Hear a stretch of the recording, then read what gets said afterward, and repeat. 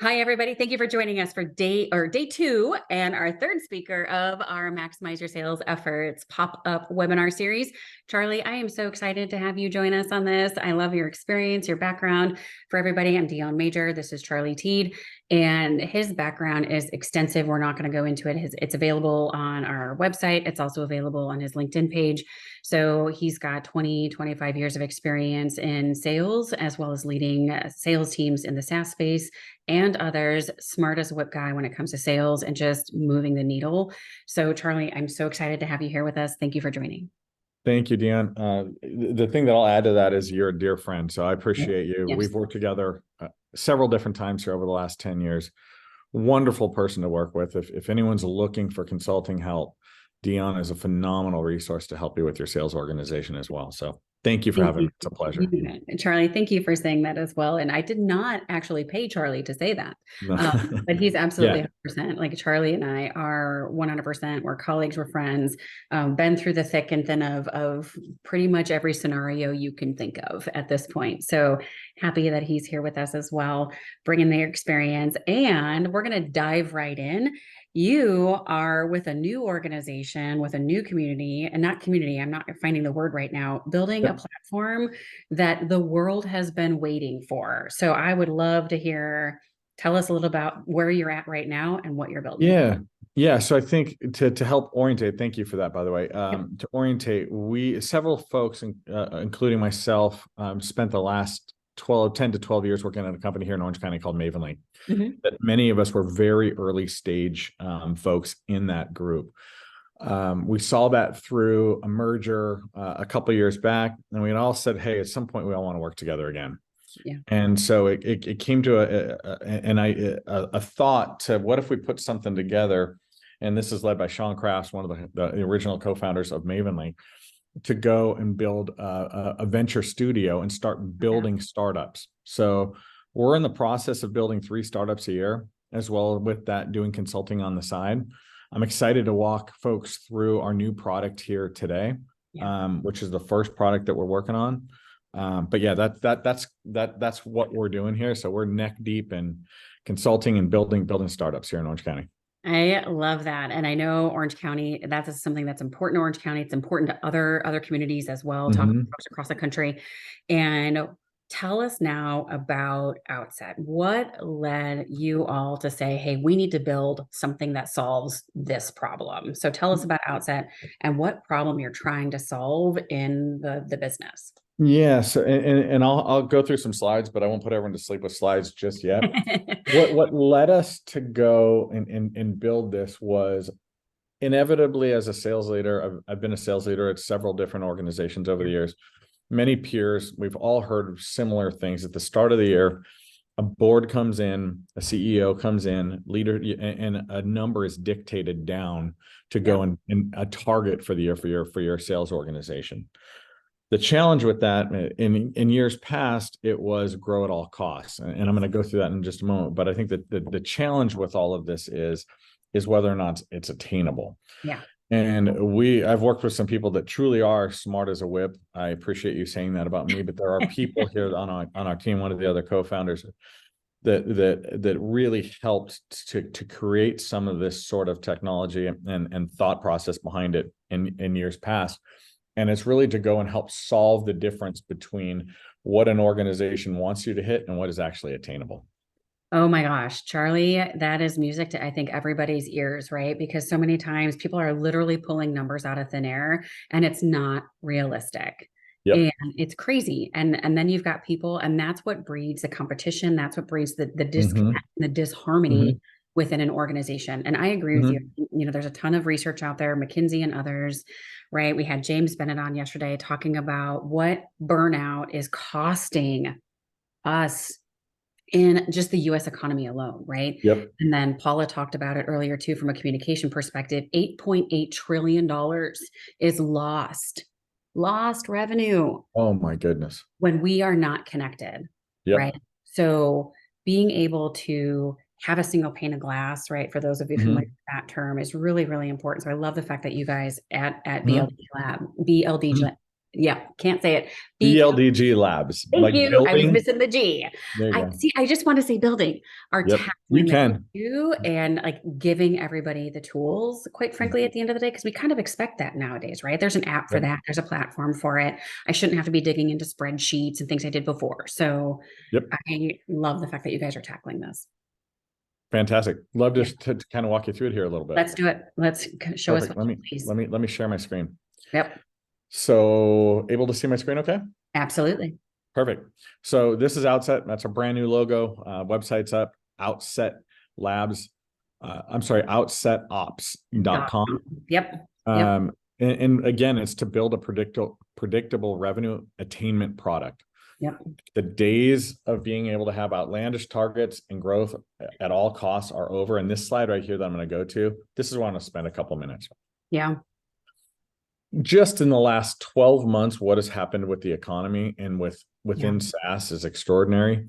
Yeah. Profitability has gone from being 1 in 6 as far as importance on a ratio to 1 in 1, and actually leaning more towards profitability. Nice. We've all seen this in SaaS. Companies are shrinking. Companies are really tracking towards profitability.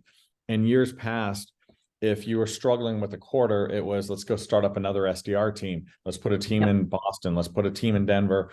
Let's have our sales team start doing more self-gen, doing things of that nature. But now it's moved away from that, and how long it stays that way, it's certainly not for me to guess, but it's definitely the world we're living in now. And what that's doing to all of us is every dollar has to be accountable and be driven to at least bringing a dollar back. So I think that's an enormous pain point in the market now. Under 100%, Charlie, right? It's almost like this merging and melding of the, hey, I've got a great idea, and if we build it, which for a long time happened, right? But now it seems like it's melding and merging with this. We want to have this accountability loop at the end of the day. And thank God at the end, right? Because you can't continue at that breakneck pace. You just can't, right? Like at some point, your college years have to come to an end, and we've got to transition into growing up a little bit. And no offense, I don't mean that in a bad way. I'm trying to be funny about that, but there's definitely something that says we have to be able to take our ideas and put guidelines and guardrails around it in order to grow effectively, have soul, not burn our people out. And valuations now are being judged much more on being profitable as opposed to this, and I don't want to say it, but just the hyper aggressive dreams that a lot of CEOs have been chasing over the years to go raise money on expectations that were not necessarily attainable. Yeah, I say that one more time. You don't have to say it verbatim, but that was really important, Charlie. Yeah, I think that the challenge is that everyone is so much more focused out there in the community, in the VC world, as far as people being profitable, as opposed to a pipe dream of hyper growth. And then that plays right into this slide of 80% of the companies now are missing their forecast plans by 25% more. And I think some of this is absolutely inevitable with, you're slashing an AE team from 40 reps to 25 reps. You've eliminated 40 to 60% of your SDR team. You're asking your AEs to be SDRs now. Everyone you're selling into is going through RIFs as well. So every time you're going to go and try and win a deal, you have enormous business pressure to go try and win that by presenting extremely strong business case and ROI.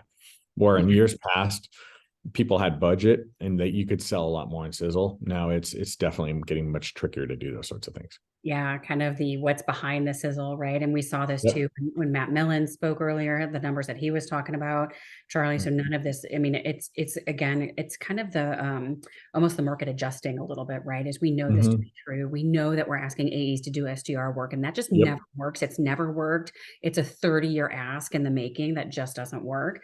And so at the end of the day, we just talked with Shannon too about, hey, if you actually partner across your teams and across your departments within your organization, you actually, to your point, Charlie, get the budget to buy something and to do something that can actually move the needle to get you the revenue attainment you need. So absolutely, I freaking love this, right? So please continue. So these are the challenges and go-to-market that we've faced. These headwinds over the last 18 months have been extraordinary. Everyone's hearing them. I'm not going to chime through all of these, but not enough leads, inaccurate Salesforce data, missed forecasts, Yeah. longer sales cycle is a huge one we're hearing, navigating through layoffs. There's just so many of these challenges that are facing go-to-market today to go and try and solve. And yet we're still seeing very, very aggressive targets out there that to the prior slide that folks are missing. 80% of the folks are missing them. So I think this should be no shock to anyone that's watching this, that they should recognize these very, very quickly. 100%, Charlie. Yep.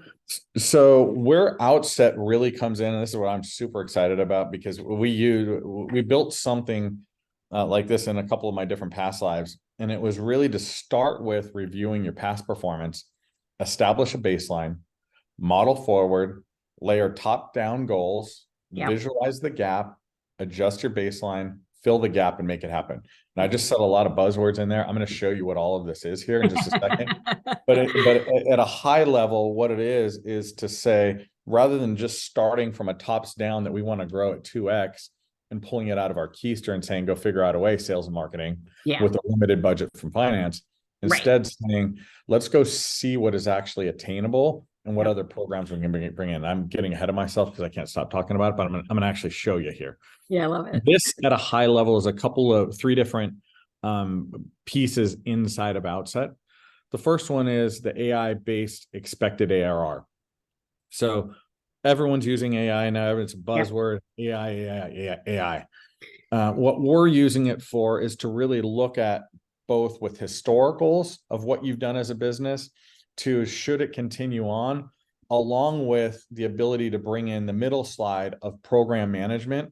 In this particular example, my eyes aren't good enough, but it's saying starting a sales training program, for example, to go through and say, it's going to take 4 months to ramp this up. And we're expecting a 5% growth target a month with this program. That's going to start to ramp in. Anyone that's used a spreadsheet before, which I'm sure a lot of folks on this call have, trying to do programs on top of a spreadsheet and do scenario planning is an absolute nightmare. Yes. You bring that in, so you start stacking 3 or 4 programs in, and we're going to get into this in just in a little bit deeper in just a second. But that is extremely difficult to do across multiple programs. Hypothetically, you're going to start an SEO plan. You're going to go through and start a BDR team. You're going to spend an extra $50,000 a month on SEM. All of those are different programs. The other challenge with that is it normally just lives inside of a silo of marketing. This product is embedded inside of Salesforce. So everyone within the team has access to all these programs. It does a couple of things. It shares and unifies the team, and it's accountability across the teams as well to help everyone on the same sheet of music. The third bullet, and then I'll toss it back over to you, Dion, is the ability to have real-time capacity planning. A lot of companies out there are doing capacity planning. They're doing it on a spreadsheet, which is fine. But that spreadsheet in my past lives, I've used it at the start of every year and maybe once mid-year. And then it's not paid attention to other than with the RevOps team like it should by the sales org, 100%. Unless somebody leaves the organization or you're getting ready to term somebody. Then all of a sudden it's, what is this going to do to my ramp across my organization? As the market starts to turn around, people are going to start adding folks into this, and this product will tell you when is the right time to bring someone in, or God forbid, you have to do another layer of layoffs. When should you do it? All of that is all brought in here with the AI of Outset. So really, really excited about these 3 parts of the product. Oh my gosh, Charlie, I agree with you. I mean, we were talking a little bit about this as we were prepping for our discussion, right? Again, the days of, God bless spreadsheets. I think we all use them, right? Whether it's a Google Sheet, Excel, whatever the case may be, Google Slides, there's tools that make it easy for us to get thoughts out of our head and down onto paper to visualize, right? But I was asked previously to do a capacity plan. I'm like, great. Do you have something I can use? Like, you organization, or am I creating something out of thin air? And those days are over, right? Our expectation, even as a Gen Xer, is that there's an app for that. There's a platform for it. There's something easy. There's something, technology exists to make our lives easier. So I think this is super, super important. So a couple of things is 2 questions really is, does Outset really replace spreadsheets? I'm going to, and then I'll ask my second question. Yeah. So The thought is, I think ultimately there's still going to be a need for spreadsheets. Organizations have them. I think the important part is that the planning, especially the scenario planning, and then what the target that's set, along with those programs, all move off of the individual siloed spreadsheet and come into an application where everyone is working together off the same sheet of music. And I keep saying that analogy, but I think that's what we're seeing with our customers now, is the ability to have that unification across teams and get alignment to say, hey, you said you were going to go and do this. Instead, in my past lives, regardless of where another team may have done with their particular group as far as driving results, an SDR team, a marketing team, a sales execution problem, everyone then has accountability across, instead of at the end of the day, it's always, sales, what have you done for me lately? 100%, Charlie, right? I love that too. So talk a little bit more that line of unify your go-to-market teams to the same goals, right? Yeah. If we So want to go fast, we go alone. If we want to go far, we go together. So I love that alignment. And again, we have to make it easy and simple. So I'm going to hit on that just a little bit here. I'm going to bounce around some of these slides. So the unification comes in by having these programs. Sorry, I'm bouncing around to this slide right here. You're good. The unification happens here. So what new programs are needed to close the gap? Yep. So you found that you have a gap, and maybe I take just a half a step back to hit on this, because that's where I was debating on whether or not to go. This is going to show, and so I apologize for bouncing around here. You don't want to end up here again. And what here again is, if you look at this is a customer that came to us, and this was their August month. They're looking at a possible really strong month to come through with Salesforce expected, but then dropping off the map. Yeah. And then a bunch out here in February that is not yet, and it's a parking lot. Sales, anyone on here that's in sales is definitely going to know that. It's a parking lot. It's where people go and put deals that they don't want eyes from leadership on. Yep. So there's this whole gigantic gap to go and hit the company plan right in here, all the way across. So right now it looks like a train wreck for the year. That said, there's probably a portion of this that's going to fall over. There's probably additional that will come in. We call that unseen. Yeah. Unseen is right here. This is the programs that we don't yet have eyes on. So not having eyes on these programs that are running today, it could be a marketing campaign. It could be an SDR that has not yet picked up the phone to talk to the person that you anticipate that they're going to be talking to them in November. Yeah. But it starts to put eyes on that to then allow you to see what the delta truly is to go hit the number before it's too late in the business to go and solve for it. And that's where it pulls everyone together here on this slide. What programs are needed? So you're sitting in those executive meetings, and you're talking through across team. How do we go close a 20% gap in our target to what we actually see 5 months from now? And you start working together as a team to start putting in the programs and agree upon what the targets of those are going to be and what you anticipate the results of them to be. Mm-hmm. That's where the music really starts to happen, when everyone's working together. And Charlie, that is to keep with the music analogy, right? Is music to everybody's ears, right? And because we talk a lot about that with our teams, is how do we start harmonizing? How do we get the team, sales and marketing, to not fight? How do we get our teams to actually work together? Plus, and that starts with compensation, right? Like all the teams, there should be some piece of your compensation that is unified or tied to a shared achievement, right? So what I hear you saying though too is Outset really takes a lot of our ideas that we have, that people come up with. We work with really smart people, right? So at all of our companies. And so everybody says, oh, how are we going to fill the gap? And there's all these great ideas. What